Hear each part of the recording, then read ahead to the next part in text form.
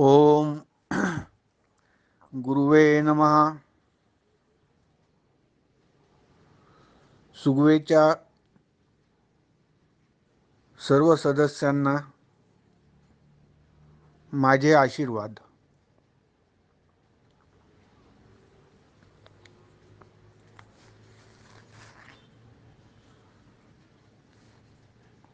आपण काल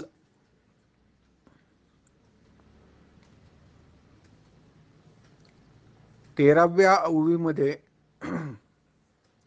13व्या अध्यायाच्या जे सद्गुरूंचे दास्य करा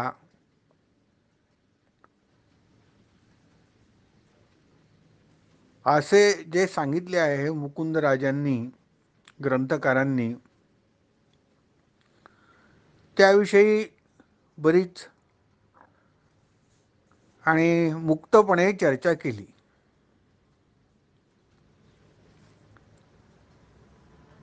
आता या मुक्तपणे केलेल्या चर्चेचं कदाचित काही नवीन लोकांना आश्चर्य वाटू शकतं, पण आता मलाही पण या गुरुमार्गात जो 40 वर्षाचा अनुभव आहे त्यात अशाच प्रकारे सूचना जशा या ग्रंथांमध्ये केलेल्या असतात तशा प्रत्यक्ष सद्गुरू पण करतात. संत खप्ती महाराज हे तर महासिद्ध पुरुष होते, मी नेहमीच सांगतो आपल्याला, आणि आपल्या सुगवेला ती उज्ज्वल परंपरा लाभलेली आहे. संत खटेश्वर महाराज, संत खप्ती महाराज अशी. खप्ती महाराजांनी नेहमीच सर्वांना सांगितलेलं आहे, अगदी झाडून सर्व्या शिष्यांना, भक्तांना, सर्वांना, की आश्रम हा श्रमासाठी आहे. त्यांनी कदाचित दास्य हा शब्द वापरला नाही, कारण फार जास्ती शास्त्रीय ते बोलत नव्हते.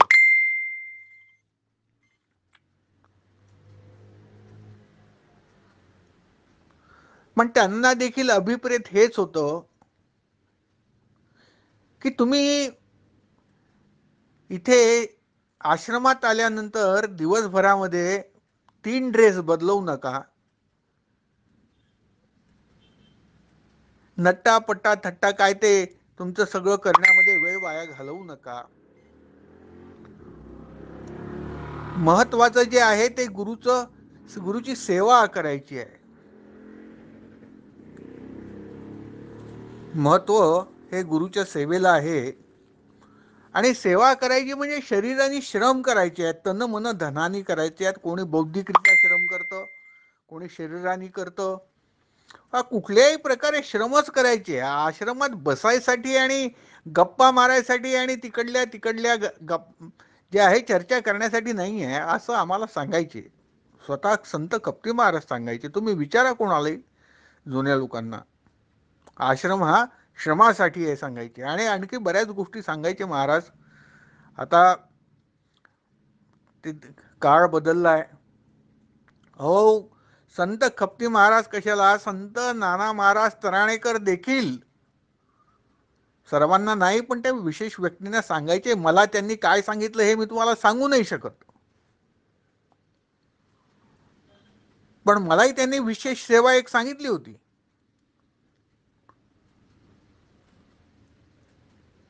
तर हे दास्य जे आहे हे दास्य आणि करावं लागतं. आणि दास्यच नव्हे तर आपल्या सर्वांना माहिती असेल की मनुस्मृतीला आपल्या धर्मामध्ये, हिंदू धर्मामध्ये अत्यंत महत्त्व आहे. आणि मनुस्मृतीवरती आधारित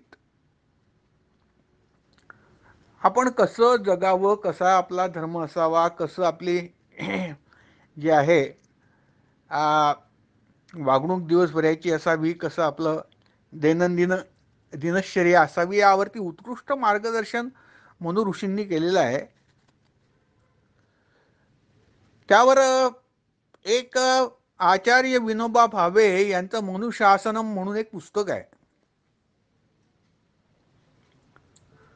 या पुस्तकातला, आता हे पुस्तक मी थोडं समोर घेतलं, मी अचानकच हे पुस्तक घेतलं आणि मला हा श्लोक दिसला म्हणून तुम्हाला मी हा वाचून दाखवतोय.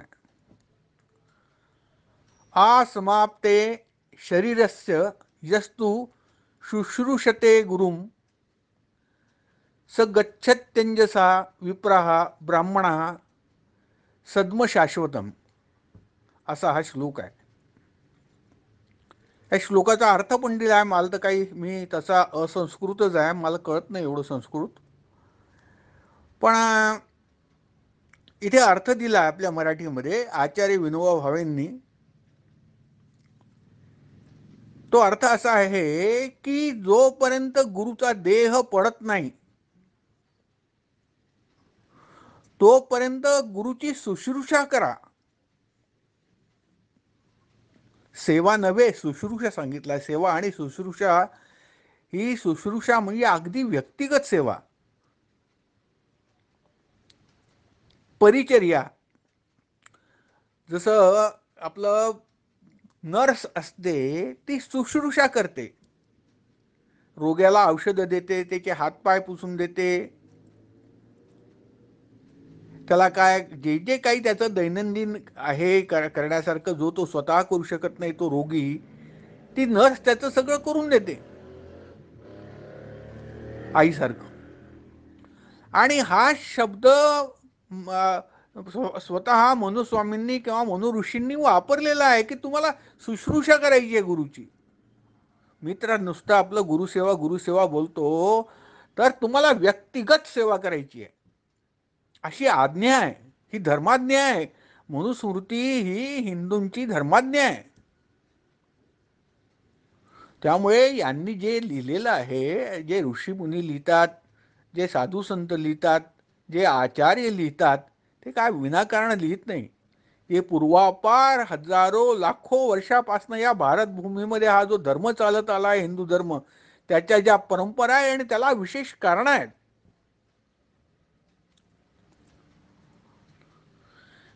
तरी शुश्रूषा सांगितलेली आहे. आणि याच्यामध्ये आपल्या मनुस्मृतीमध्ये मनुशासन म्हणजे पुस्तक आचार्यांनी लिहिलं आहे. आणि पुढे असं लिहिलं आहे पहा, देह पडेपर्यंत जो गुरु शुश्रूषा करतो तो ताबडतोब अनायास शाश्वत ब्रह्माप्रत जातो. काल एक मला एक प्रश्न विचारला, फार छान आहे, का फॉरेनरनी मला प्रश्न विचारला, अजून मी उत्तर त्याला दिलं नाही, पेंडिंग ठेवलं आहे. लिहितो आता वेळ मिळाला की, आजकाल या महिनाभरामध्ये वेळच मिळत नाही आहे. त्यांनी मला इतकं विचारलं, त्याच्या काही एक मागे मी त्याला काही समजावून सांगितलं होतं आत्ता 15 दिवसापूर्वी. मग त्याने मला विचारलं की काय हो, तुमच्या बोलण्यातनं सगळं असं येतं की सगळं ज्ञान गुरु देतो, अमुक देतो, असं करतो, तसं करतो, गुरु गुरु सगळं गुरु गुरु तुम्ही केलं, आणि लगेच मला तुम्ही विवेक चूडामणी वाचा आणि हे पुस्तक वाचा आणि ते पुस्तक वाचा म्हणून तुम्ही मला 5 ग्रंथ पण वाचायला सांगितले. मग तुम्ही असं का करता?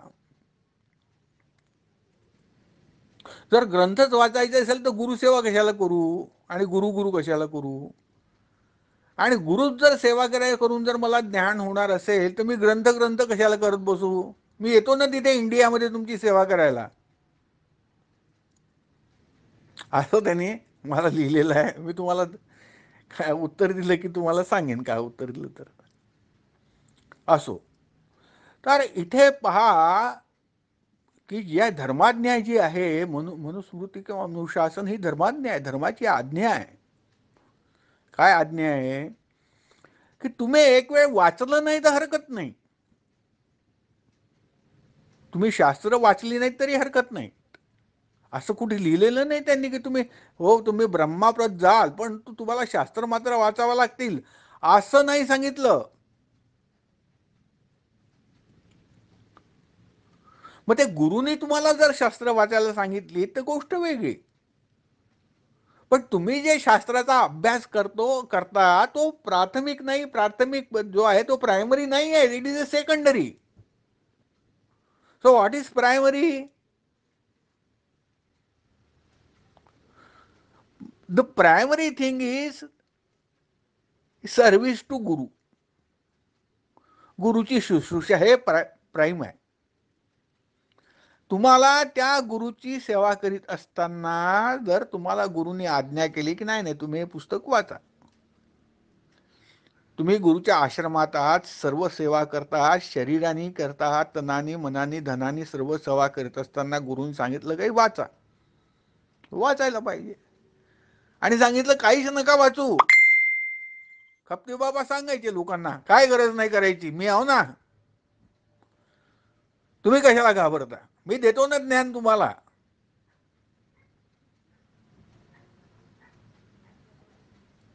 काय पुस्तकं वाचायची गरज नाही, काही ग्रंथ वाचायची गरज नाही, मी कशासाठी आहे, मी देतो. आणि त्यांनी माझ्यासारख्या गाढवाला देखील थोडंफार जे आहे बोलतं केलं. अहो मला सांगा, मी इतका काय सांगावं तुम्हाला, अत्यंत साधी माझी जी आहे ती बुद्धिमत्ता, कुठेही मला ती सूक्ष्मता माहीत नाही, सर्वसाधारण अगदी सामान्य माणूस मी. आणि माझ्यासारख्या सामान्याला त्यांनी सांगितलं की काय गरज नाही काही करायची. आणि नंतर स्वतःच एक दिवस म्हणाले की नाही नाही हे तुला पुस्तकं वाचावं लागतील म्हणून. आणि काय माझ्याकडनं करून घ्यायचं होतं ते आजही करून घेत आहेत, कालही त्यांनी करून घेतलं. तात्पर्य तो गुरुचा फार मोठा अधिकार आहे, आपल्या कल्पनाशक्तीचा बाहेर आहे, तिथे तुमची बुद्धी स्ट्रेच करण्याचा प्रयत्न करू नका, विश्वास ठेवा आपल्या साधू संतांवरती. तात्पर्य इथे काय लिहिलं आहे, देह पडेपर्यंत गुरुची शुश्रूषा करा. तशी जर शुश्रूषा तुम्ही केली, अनायास तुम्हाला आत्मज्ञान होणार, ब्रह्माप्रत तुम्ही जाणार. अहो मी सांगतो की जे नित्य सेवेमध्ये आहेत त्यांना अनुभव येत आहेत. तुम्ही विचारा सुरेश रावांना, त्यांचं जीवन किती बदलून गेलं आहे ते. आपल्या सुगवेमध्येही काही कमी असे लोक नाही, सगळ्यांना अनुभव येत आहेत. आणि नुसते ते अनुभव हे पंचमहाभूतात्मक अनुभव नव्हे, अतिंद्रिय अनुभव येतील. आणि नुसते अतिंद्रिय अनुभव नव्हे, तर त्या ज्ञानाचा, परमात्म्याचा अनुभव येईल, योग्य वेळ येईल. जेवढी तुमची ती शुश्रूषा, तुमची जोपर्यंत परिपक्व तुम्ही होत नाही या गोष्टींमध्ये. तर मला यातनं एवढं तुम्हाला आज सांगायचं होतं की असं काही मी जे काल तुम्हाला सांगितलं तुम्ही सेवा करा, याचं काही घाबरून जाण्याचं कारण नाही आहे. कारण गुरुला काही सेवा फेवा नसते पाहिजे, मुळीच नाही.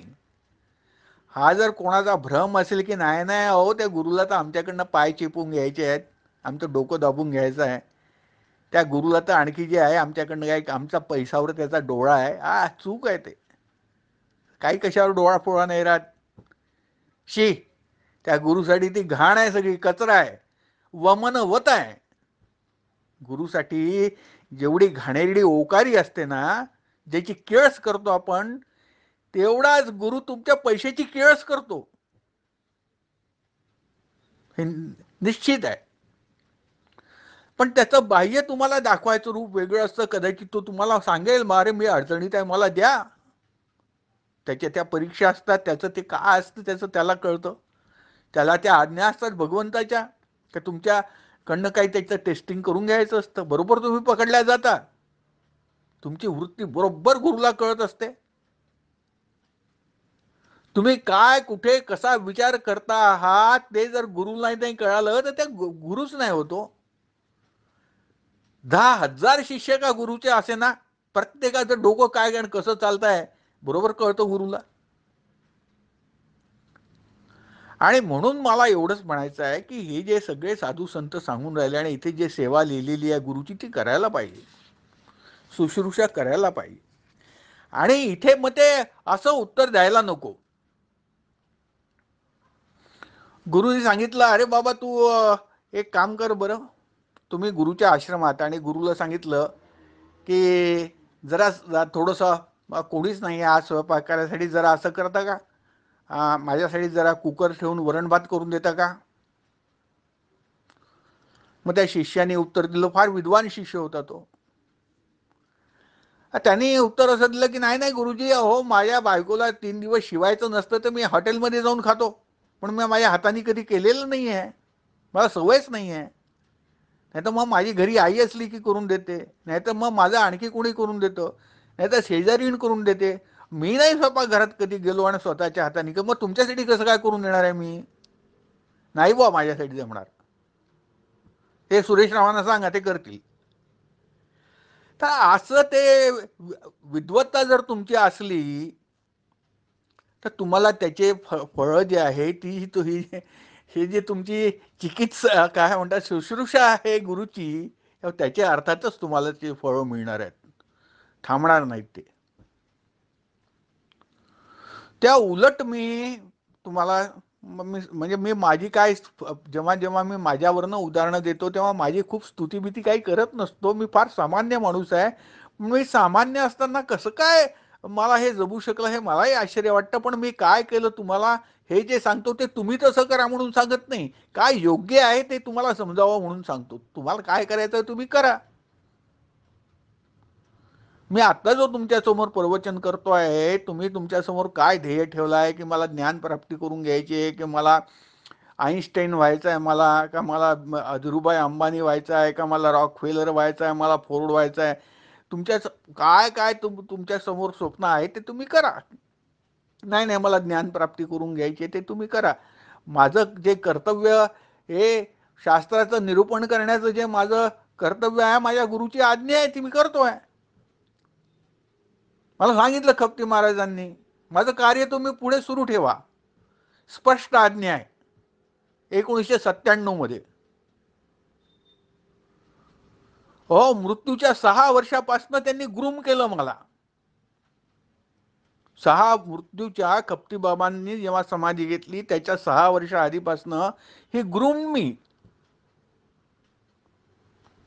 काय करायचं कसं करायचं हे सांगत गेले.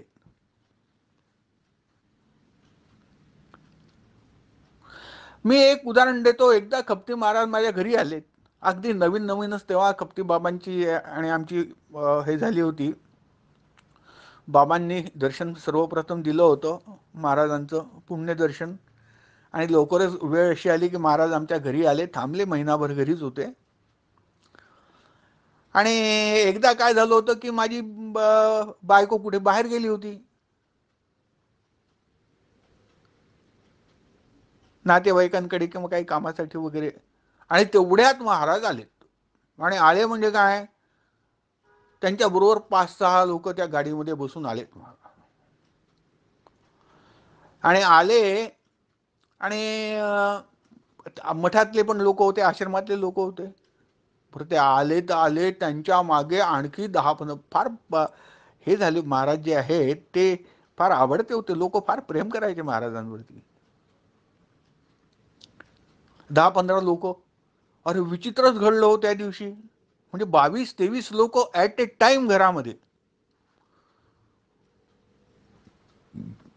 बर, महाराजांचं नेहमीप्रमाणे सकाळची वेळ होती, 9-10 वाजताची वेळ असेल. मी घरी होतो. मला म्हणाले, अरे लवकर तू स्वयंपाक कर आणि जेवायला वाढ, हे सगळे उपाशी आहेत. बापरे बापरे, हो स्वयंपाक कर. 22-23 लोकांचा, बायको घरी नाही आहे, कोणी काम करणारी बाई घरी नाही आहे, मुलं आपल्या शाळा कॉलेजमध्ये गेलेले कोणीच नाही, मी एकटा घरी. आणि मला काय, आणि मी जसं जे थोडाच असा काही स्वयंपाकी नव्हतो, किंवा एखाद्या वेळेला काही करून वगैरे बघितलं असेल, पण मला काही एवढं काही स्वयंपाक करण्याचं वगैरे काही जमत नव्हतं. पण मी तसा विचार नाही केला, मी कधीच केलं नाही. मग आता मी महाराजांची आज्ञा आहे मी करीन, फक्त जरा हुशारी केली. म्हणजे आले होते मठावरनं जे लोक आले होते आश्रमामधनं, त्यांच्याच एका दोघांना जरा मी सांगितलं, अरे यार जरा मला मदत करा म्हणून. सगळ्यांना स्वयंपाक घरामध्ये घेतलं 3-4 लोकांना, आणि भर्र भर्र, आणि ठरवलं की काय बाबा महाराजांना तुम्ही काय पुरणाची पोळी घाला असं नसतं पानामध्ये. महाराजांचं जेवण म्हणजे साधं, तुम्ही बेसन भात जरी केला, आमच्या विदर्भात बेसन फार प्रसिद्ध आहे, तर किंवा साधी भाजी पोळी केली, वरण भात केलं, वरण भात आपला फोडणीचं वरण भात, काहीही करा तुम्ही, ते जेव्हा पोट ते क्षुधा शांती झाली पाहिजे असं कपटी बाबांना वाटायचं. तर मी त्या 4-5 लोकांना सोबत घेतलं. 4-5 लोकांना सोबत घेऊन मी लगेच सांगितलं मी की बाबा अरे तुम्ही बघा ते कसं कुकर लावायचं, अमुक करा तमुक करा, हे ते वगैरे, समजलं का. आणि केलं आम्ही, आणि लगेच भात आणि वरण वगैरे असं केलं साधं वरणाला, आणि मी मात्र वरणाला फोडणी घातली. तोपर्यंत जोपर्यंत आमचा स्वयंपाक जो आहे 22-23 माणसाचा साधारणतः 45 मिनिटं लागली असतील, तेवढ्या वेळामध्ये महाराजांनी मला 10-10 विचारलं, अरे अजून कमाल आहे, अजून झालंच नाही का तुझं, काय करतोय तू, सगळ्यांना भूक लागली आहे सांगतो ना तुला. ती एक परीक्षा, म्हणजे त्यांचं एक टेन्शन आणि टॉर्चर वेगळं परत. पण ते गुरु आहेत, त्यांना त्या सगळे अधिकार आहेत. आणि हे जर आम्ही नाही समजलो तर हा अध्यात्माच्या मार्गामध्ये आम्ही टाळ्याच वाजवायच्या कामाची आहोत. मग वाजवा टाळ्या, हरे कृष्ण हरे राम करत बसा, दिगंबरा दिगंबरा करत बसा,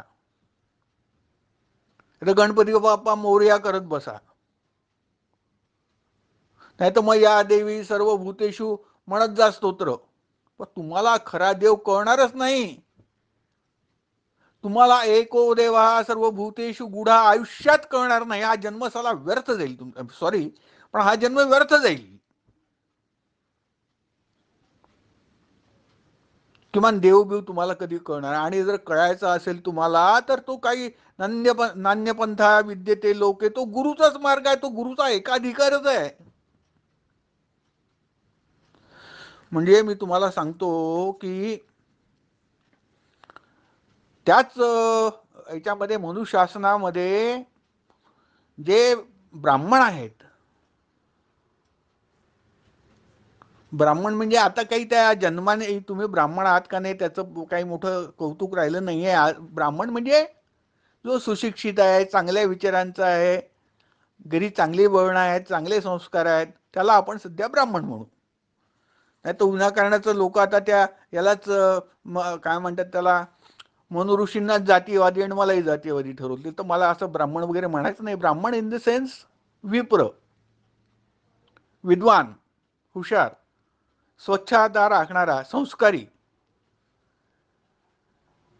तर एक असा श्लोक आहे त्यांचा, उत्पादक ब्रह्मदात्रो गरियान ब्रह्मदहा पिता, ब्रह्मजन्म ही विप्रस्य प्रेत्यचेह च शाश्वतम. ही ब्राह्मणांना आज्ञा आहे की तुमच्या जन्मदात्या बापापेक्षा हा ब्रह्मदाता गुरु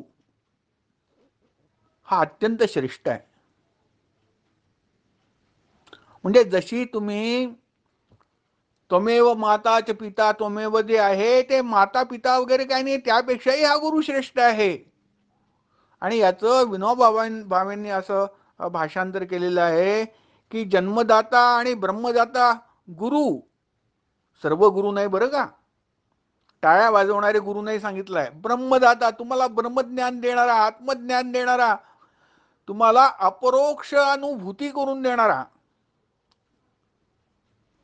तो गुरु, जो तुम्हाला स्वरूप दर्शन करून देतो, तो गुरु तुम्हाला मोक्ष मार्ग, मुक्तीचा मार्ग दाखवतो, तो गुरु जो तुम्हाला स्मृती देतो स्वरूपाबद्दलची, असा तो ब्रह्मदाता गुरु जो ब्रह्मलीन आहे, ब्रह्मनिष्ठ आहे, सदैव ब्रह्मात असतो. तर त्यांनी असा म्हटलं आहे मनुस्मृतीमध्ये, आपल्या मनुशासनमध्ये, आणि हे सांगतात आचार्य विनोबा भावे सांगतात, जन्मदाता आणि ब्रह्मदाता गुरु यात ब्रह्मदाता श्रेष्ठ आहे आणि तोच श्रेष्ठ पिता आहे, तोच बाप आहे आपला. कारण विप्राचा जन्म इह परलोकी शाश्वत आहे. कारण हा जो विप्र आहे, विप्र म्हणजे ब्राह्मण, पण आणि ब्राह्मणाची व्याख्या मी आता सांगितली तुम्हाला. जन्माने जे ब्राह्मण आहेत ते तर अर्थात ब्राह्मण आहेतच, पण जे संस्कार आहेत, संस्कारांनी ब्राह्मण झाल्याची उदाहरणं आहेत आपल्याकडे.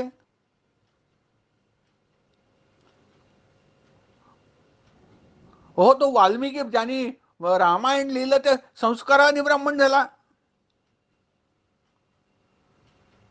असे असे अनेक ऋषी मुनी आहेत की संस्काराने ब्राह्मणत्व त्यांनी प्राप्त करून घेतलाय. मग म्हणून आपण सध्या ब्राह्मण हा शब्द जो आहे तो चांगले संस्कार असा जो तो ब्राह्मण असंच म्हणूया.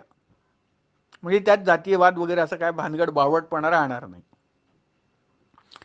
तर हा इह आणि इह लोक म्हणजे संसार, परलोक म्हणजे उच्च लोक, या दोन्ही ठिकाणी कारण तो तो चांगलाच लोक मिळणार आहेत. जो संस्कारी ब्राह्मण आहे, जो परमात्म्याचं कार्य करतो, त्याला चांगला लोक मिळणारच आहे, परलोक मिळणारच आहे, त्याला स्वर्गलोक मिळणारच आहे. तर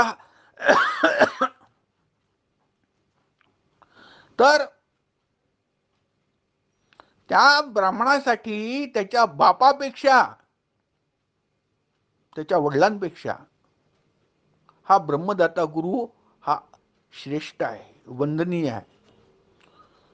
कारण त्यांनी सांगितलं की की कुठेही पहा, त्यांनी आपलं मनु ऋषींनी सांगितलं आहे की हा ब्राह्मणाचा जन्म शाश्वत आहे. शाश्वत आहे याचा अर्थ असा आहे की तो प्रोसेसमध्ये आहे मुक्तीच्या. ज्या अर्थी हा जन्म त्याला ब्राह्मणाच्या घरात मिळालेला आहे, त्या अर्थी हा संस्कारित घरामध्ये त्याचा जन्म झालेला आहे. आणि जो गुरुकडनं त्याचे जे आहे प्रबल करून घेतोय, आपलं ज्ञान प्रबल करतोय, तो त्याने मार्ग हाती घेतला आहे, तो निश्चितपणे शाश्वत आहे. त्याला जो आहे हा मुक्ती मिळणारच आहे, म्हणून तो आहेच आहे. तो परलौकी देखील गीतेने सांगितल्याप्रमाणे उत्तम घरातच जन्माला येणार आहे, जर त्यांनी आपलं ब्राह्मणत्व कायम ठेवलं असेल तर. तर तात्पर्य मग आपण पुन्हा त्या मुद्द्यावर येऊ की शुश्रूषा का, त्याची सेवा का गुरुची.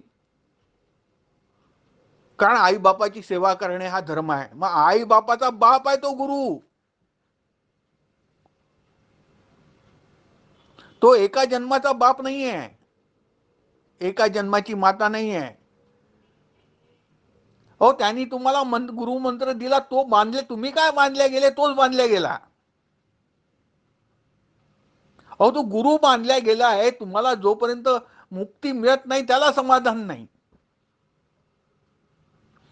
आणि तुम्ही त्याची काय सेवा करता हो, आणि तुम्ही काय त्याचं दास्य करू शकता. हो, तो जे उदाहरण इथे ते काय, हे ऋषी मुनी काय वेडे नव्हते वाटेल ते लिहिण्यासाठी. कारण ही सत्य गोष्ट आहे की या जगामध्ये गुरुसारखा प्रेम करणारा कोणी नाही, शक्यच नाही. आईबाप तर गुरुसारखं प्रेम करूच शकत नाही, अशक्य आहे. कारण आईच्या, बापाच्या, नातेवाईकाच्या, भावाच्या, बहिणीच्या काही ना काही अपेक्षा तुमच्याकडनं असणार.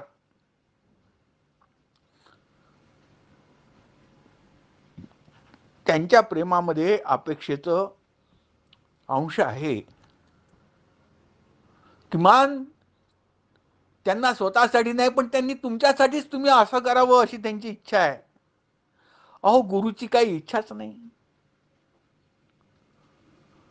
अरे, गुरु तर तो परीस आहे, त्याचा स्पर्श झाल्याबरोबर तुमचा प्रोसेस सुरू होतो सोनं होण्याचा. तुम्ही लोखंड का असे ना, तुम्ही धातू का असे ना, तुमचं सोनं व्हायला सुरुवात होऊन जाईल. आणि म्हणून त्याचं स्थान हे श्रेष्ठ आहे. किती त्याच्यावरती अध्याय लिहिल्या गेले आहेत, किती पुस्तकं त्या गुरुवरती लिहिले गेलेले आहेत, किती ग्रंथ लिहिले आहेत, केवढी स्तुती. एका आम्हा हिंदू धर्माचं, आम्ही सर्व हिंदू आहोत, हा आमचा देश आहे हिंदुस्थान, आमचा धर्म आहे हिंदू धर्म. आमचा एकही असा आध्यात्मिक ग्रंथ नसेल, आमचा एकही भक्ती मार्गाचा, योग मार्गाचा, जिथे गुरुची वारे माप स्तुती केली आहे. काय मॅड आहोत का आम्ही सगळे? नाही, मॅड नाही आहे, सत्य गोष्ट आहे. तो तारक आहे, त्याच्यासारखा प्रेम देणारा दुसरा नाहीच. तुम्ही नाही सेवा करू शकत हो त्याची. काय करू शकणार नाही, काय तुमच्या सेवेला मोजतो तो? तुम्ही जी सेवा करताय ते गुरुचं निमित्त आहे. तुम्ही स्वतःसाठीच करताय जे काही करताय ते. आणि तुम्हाला तर आता आज्ञा आहे, शुश्रूषा करा, नुसती सेवाच नाही. मनु ऋषींची आज्ञा आहे. आणि विशेष ब्राह्मणांना आज्ञा आहे की त्यांनी आपल्या बापापेक्षा श्रेष्ठ म्हणून मानून शुश्रूषा करा. कारण ते गुरु तुमचे ब्रह्मदाता आहेत. मला आज खरं म्हटलं तर दुसरा विषय घ्यायचा होता, पुढच्या ओव्या घ्यायच्या होत्या, म्हणून मी थोडं वाहवल्या गेलो. थोडा गुरु विषय निघाला, खपती बाबांचा विषय निघाला की तसाही थोडा वाहवल्या जातो. आणि आता वेळ होऊन गेला आहे, पण उद्या मात्र मी काही वाहून जाणार नाही. आणि उद्या मात्र आपण 14व्या ओवीला सुरुवात करू. तर आता मी इथे माझ्या वाणीला मोकाट सुटलेल्या विराम घेतोय आणि आजचं प्रवचन इथे थांबवतो. सर्वांना माझे खूप खूप आशीर्वाद.